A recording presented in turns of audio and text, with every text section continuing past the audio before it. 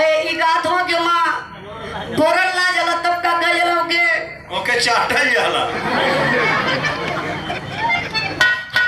ओके अगर ई बाजा ना तो सच्चाई बा कि चावल में लपेट के खा ली है इतना गाना बा।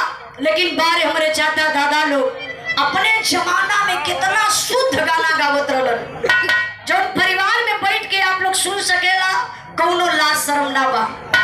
कौन गीत रहे मास्टर साहब?